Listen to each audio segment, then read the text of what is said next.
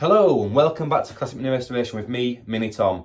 This is about 2 minutes after I filmed the last video, but you'll never know because it's Hollywood here, so, you know, don't get paid like it, but it is. So, in this episode, I've got a overflow gasket to fit for the carb, whatever. I've got that gasket to fit, 3 screws, pop the float out, put the gasket on, 3 screws back in, make sure it's not leaking, job done. Easy. Said no one ever that was working on a Mini. Then I've got a fan belt to put on because when I start it up, it screeches like... It's a family audience, I'm not going to say it. It screeches like a bugger. Then we're going to get into a colour tune. So I'm not going to touch too much in depth on anything else. I'm just going to sort of time-lapse it. Might do a bit of talking, might do a bit of narration. Let's see where it goes. There's no plans here. It's all relaxed. Once that's done, we're going to colour tune it. See if we can get the idle down, 'cause it's idling at the minute about 1500. Screws all the way out for the idle adjustment, so I think it's just probably getting a bit too much fuel, you know, a bit less fuel, and it's throwing it all out. So we're going to get the idle sorted out, we're going to get the fueling as good as can be with a colour tune. It's the first time using one, so hopefully it works. I've put it somewhere. It's an old one that I got off Facebook, so, you know, pretty cool. And then, yeah, if we get time for anything else, I may tackle this monstrosity. That. So in the previous video, what I mentioned was the adapter, which is this little thing here. So this was supposed to, oh, can you see it? This adapter screws onto the end of a new shaft, a new radius arm shaft. So that would screw onto the end of there, and then that side, which is buggered, would go onto your reamer. So the idea was that you would basically be able to ream straight through. It worked in a way, but the threads ended up getting knackered because it wasn't machined that well. So yeah, the pin does go in. It's very tight. I may be taking this to a specialist and getting it done properly because it is. I've just got no time for it, and I've got IMM to get to. So only on the Sunday. The YouTube guys are trying to get me to change my mind on that one, but only on a Sunday. Anyway, let's get on. It's dead simple on this. I'm going to undo these 3 little screws. Don't lose any, or your screw may end up inside your engine. I won't spoil the fun, but it might be coming to a YouTube video to you guys anytime soon. Yeah, I won't spoil that one. The YouTube guys will know about it, but none of you guys will. So keep hold of them screws. Isn't that right, Mr. I'm not going to say his name. So tempting to. Yeah, pretty straightforward really. So HS4 carb. I imagine it's the same on a HS2. 3 screws. Now be careful guys, especially if you've just been running your engine, because if your exhaust's hot and you pull this off, you might get a bit of a splash of fuel coming out. In my case, the exhaust isn't hot, but I just want to be ginger with it, pulling it to one side. So that's that to one side. You might be able to see down in there that there's some petroleum or gas. Where's the gasket? Oh. Ah, there you are. Come on. Oh, hang on. Well, I'm not surprised it were leaking fuel. There's no blooming gasket on it. Is there a gasket? Must be.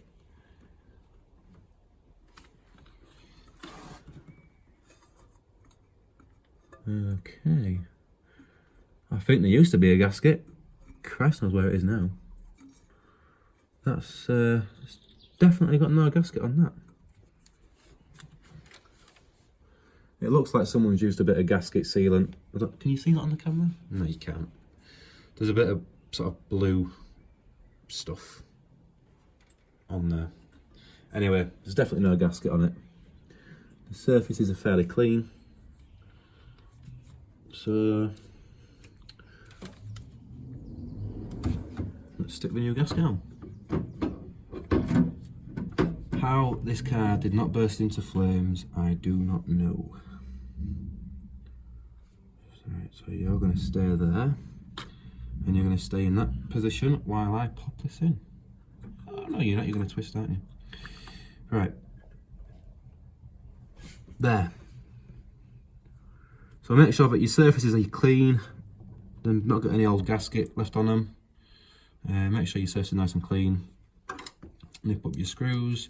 Make sure that you're not pinching the gasket when you take them in. Make sure the screws actually sit through the holes first and go into the threads. If I'm teaching you to suck eggs, boys, then I'm sorry. Oh, boys and girls, then I'm sorry. But you never know. Somebody may just benefit from that little bit of knowledge. So again, make sure that you keep hold of these screws, because if these go into your inlet manifold and down somewhere else, you might be in some bad doo-doo. Oop, that one's not going straight, there we go. See, I don't know, I was panicking for you now. Some jobs on a Mini can be easy. This is definitely one of them for me. This is a first. This doesn't always happen. Right, now you can see from my screwdriver that is nowhere near big enough to get the right purchase on them screws. It's the first one I had to hand. Son, you naughty. Find a screwdriver which has got a better tip. The bigger the tip, the harder it turns. Or the harder it screws. Is that an innuendo? The bigger the tip, the harder it screws? Right, could be. So again, remember guys, these are only tiny bolts. You don't want to go stupid mad on them. You want to make sure that gasket has sealed. There's no way of knowing that until we start the engine and the fuel pump starts running. So we'll check around that for leaks. A good way of telling is put a bit of, sounds daft, put a bit of dry towel or tissue, whatever you've got, just a little bit, hold it around it while you're running the engine, just for a few minutes, because obviously if it is burning fuel and your tissue's getting all wet and your exhaust gets hot, you're going to have a bit of a fire in your hands. So just to check it's not leaking, bit of tissue, just hold it around it, take it off. If it's dry, you're good. If it's not, if it's wet, turn your engine off straight away and run away. Right, so my next job, I should put that filter back on really. I'll do that off camera. I've got to change the fan belt as well. Right, fan belt on a Mini. Dead easy. Whip off your front grille, because you're going to want to get behind here. You don't have to take that off, you don't have to take that off, and you don't have to take any of this thing off. Oh, by the way guys, the fan, I will get a close-up, it's on the right way, before anybody mentions. So all I've got to do, there's a bolt just down here, and you won't be able to see it, it's on a bit of a, I'll show you it in a bit. There's a bolt on there and it loosen off. The whole alternator should then pivot down, whip the belt off, fish it through all these fins, new belt on, pull the alternator up that way, tighten it up, job done. Time lapse time. So I imagine you're all thinking now, why has he got a pair of mole grips on a bolt? Well, this isn't an ordinary bolt, it's an Allen key head. I tried my 5 and 6 mil Allen keys I've got with me, didn't fit, so I'm assuming it's Imperial. My Imperial Allen keys are in my other garage at the minute, so I'm adapting and overcoming. Mole grips always win.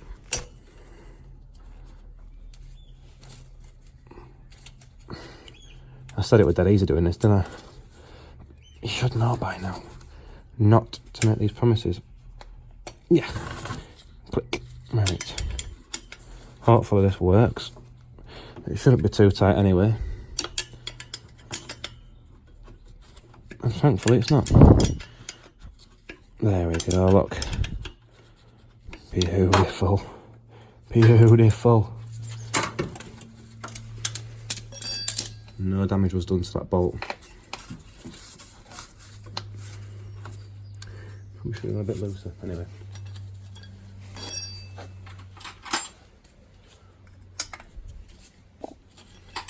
Right, apologies, I had to go and find my half-inch socket. So with that now loosened off, you can see how you adjust the alternator. So you would obviously loosen off your top ones just a little bit, and then you've got your movement there. So to pull it that way, tighten it, and obviously that way loosen it. So you want it all the way loose, You should be able to just flick off this, he says.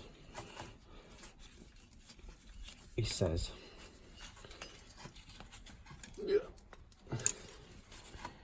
I would imagine. Yep. I'm imagining right. It's not gone far enough back yet. That should be moving further back than that.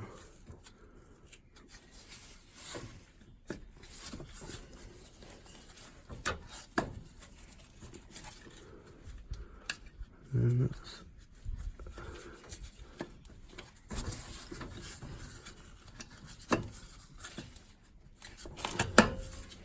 as far as I can get it back, so I'm going to fish it off from the top where the water pump is and the fan, and then we'll just walk it round, hopefully. He says can't walk it round. There we go, so that's popped off the top bit, off the bottom pulley, and then all you're going to do, this is the bit where it hurts your fingers, is feed it through the fan.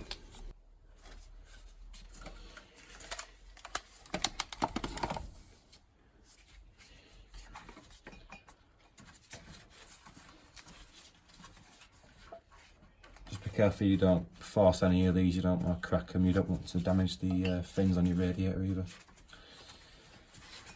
It is fiddly, but it can be done. The reason I know that, because that's where I did it before on my old one. So you can see there, if you can see that, is it coming out in there? I'm just actually flicking the fan past it. Right, sorry about that guys, if that got cut off there. My daughter's not very happy. Anyway, yeah, we got the old fan belt off just by fishing it through. Good way to check if the fan belt's okay, just to open it up like that on itself, just make sure there's any cracks. This one was squeaking, you can see on the edges it's a bit frayed. These are dead cheap. If you get any sort of squeaking from a fan belt, just replace it, because if that snaps, you lose all of your cooling. Because obviously your fan's not working and your pump's not being driven. So yeah, it's happened to me before, not worth it. If it's squeaking, change it. So that one, off in the bin. New one, I'll let it go on. Just make sure obviously that they should be all the same size wherever you're getting them from, because mini fan belts are pretty good now. But make sure they're the same size. I always like to have the writing that way, so you can read it when you're looking at the engine. There's sometimes arrows on belts, depending on what you get. But as a rule of thumb, have the writing facing you. That's the right way around. I don't think these are particularly directional. Some are, but you may get arrows on them, like I say. Anyway, enough talking, let's fit it. So same procedure as what went on last time. I'm going to hook it around one of the fans first, and then feed it in. Dead easy, this, isn't it? When you've got the right size Allen key anyway. So like I say, just be careful. You don't want to damage your fan belt blades or anything like that. Fan belt blades. Bloody, you know what I mean, these things. The fan blades.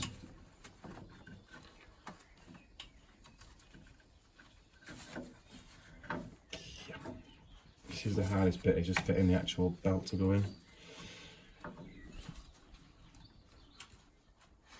Once you get one done, it'll be fine.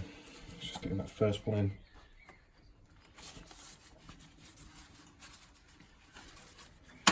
There we go. Repeat the process. Right. Once I got the first couple on, that was dead easy. So we're going to go for the bottom pulley first, because that's the most difficult to get onto, which you guys can't see, and I'm buggered if I can get a camera down there to show you.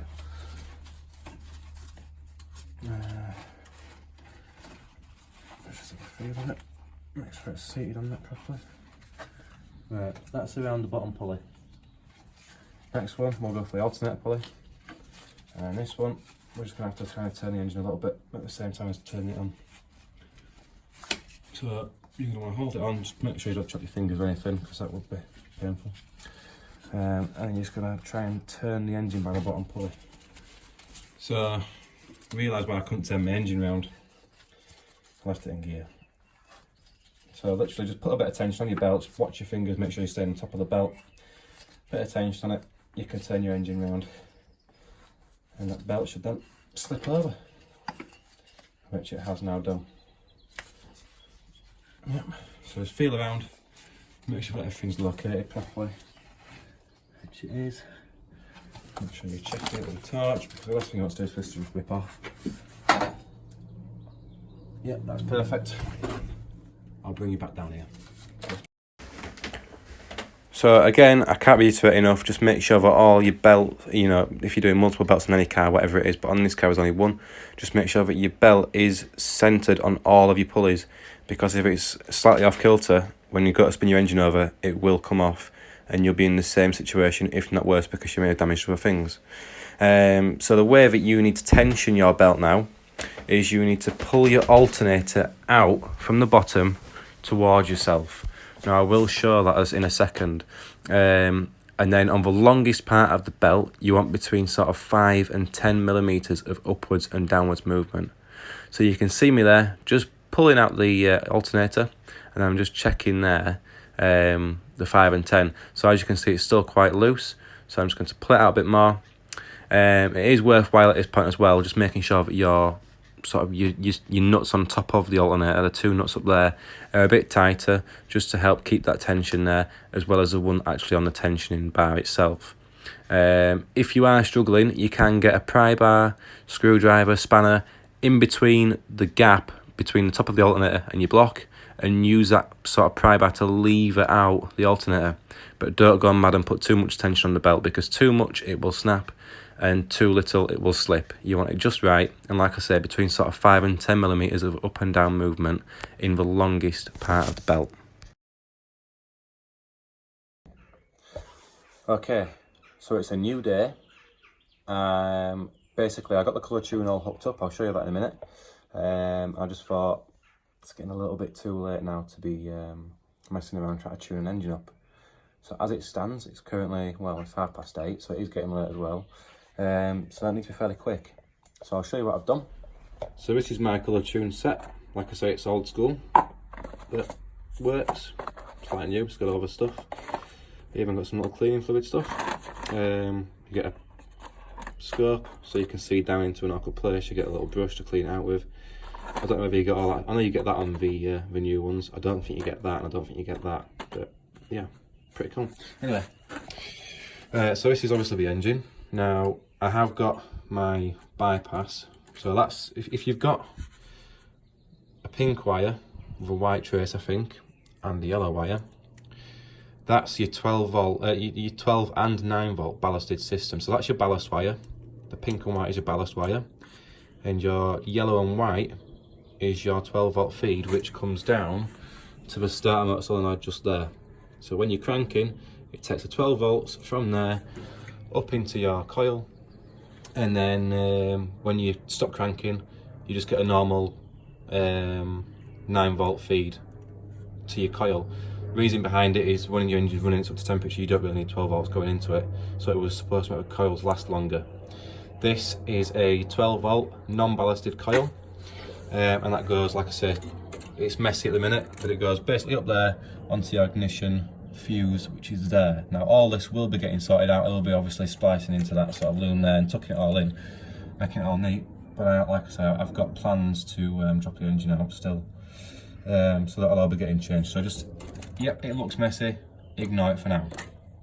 Anyway, onto a colourtune. So you screw it in. I've gone for number 2 cylinder, so obviously 1, 2, 3, 4, away from your fan. Going into number 2 cylinder, for no other reason than Keith said that it's probably the best one to go for, so that's why. Sorry if it's shaking a bit, I'm absolutely freezing. You pop your little electrode wire, whatever you want to call it, into there, wind it down, and then pop your HT lead into there. It's not a tight fit, it just places in, just make sure it's definitely in. When you put your colourtune in, I think the new kits come with a little plastic socket type thing. This one doesn't have one, so I just got my my spark plug socket and just give it a quick hand turn, and that's it. I think I need to put you on a mount because I'm shivering, and you can see me shaking. So anyway, I'm going to start the engine up, and you're going to see that and whatever colour that is what we're going to do with it. Just before I go into it, make sure that all your cables are set properly, so make sure your choke cable's set properly, make sure that your throttle is set properly. Make sure you get to your base settings on your carb if it's out of whack, or you know, if it's somewhere near, then just leave it. But that's your idle adjustment screw there. So you'd screw that down to make it idle faster and up to idle less. That's your fast idle adjustment just there. And then right down at the bottom, I don't know if you can see it. Let me see if I can get you down there. Maybe not from there. Can't get you to see it. Hang on a sec. Sorry, guys. A bit wobbly on there. Can you see that brass nut right in the centre? That is your mixture adjustment. So you will turn it up to weaken and turn it down to richen the mixture. Yeah, so that's the one that you're turning, that brass nut there. Do it sort of one flat at a time. Don't go crazy with it, and you know, you just make sure you know where you are, just so you can return to any settings if you ever need to do so. So the ones that we'll be focusing on for this one is the mixture,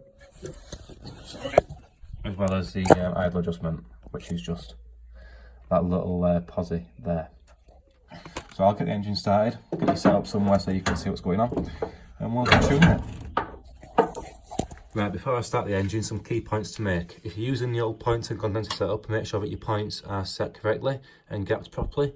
Make sure that all your ignition system's in really good working order. Make sure that you've got oil in your dash pot. And make sure that everything's as good as it can be for you tuning it. Also, make sure that your engine's nice and warm. So what I'll do, I'll start the engine up for a bit, turn it off, start it up again, and then you can see what you're doing. So you can hear by the engine note that it's actually it's revving quite fast at idle, and it's very yellow. Now the reason behind that is that the choke cable was a little bit too tight, so I have just taken that back off by a couple of mil and moved it back. It was just ever so slightly activated, but the yellow flame that you see in there is a good indication that it's too rich. So if you're getting that and your chokes are all fine, you just need to weaken off your mixture a little bit.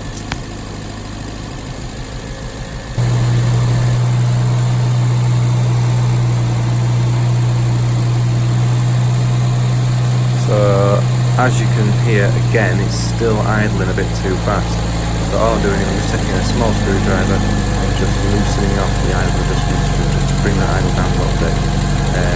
It's kind of a balancing act with your mixture and your idle. A little alteration to your mixture can make your idle go up or down, and vice versa. So it's all just a balancing act, like getting things back.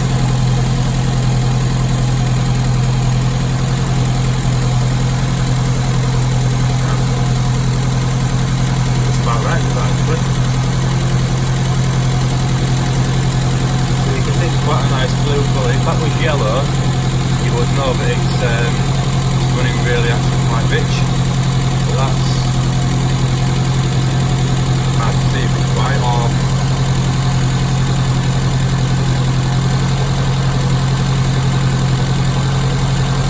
You know what?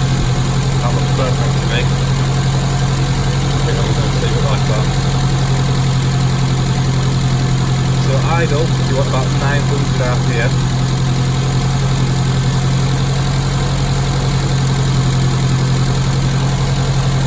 Sounding nice. I'll check on the tachometer as well on the dead gauge, but it's not doing alright, but that's the main thing of it.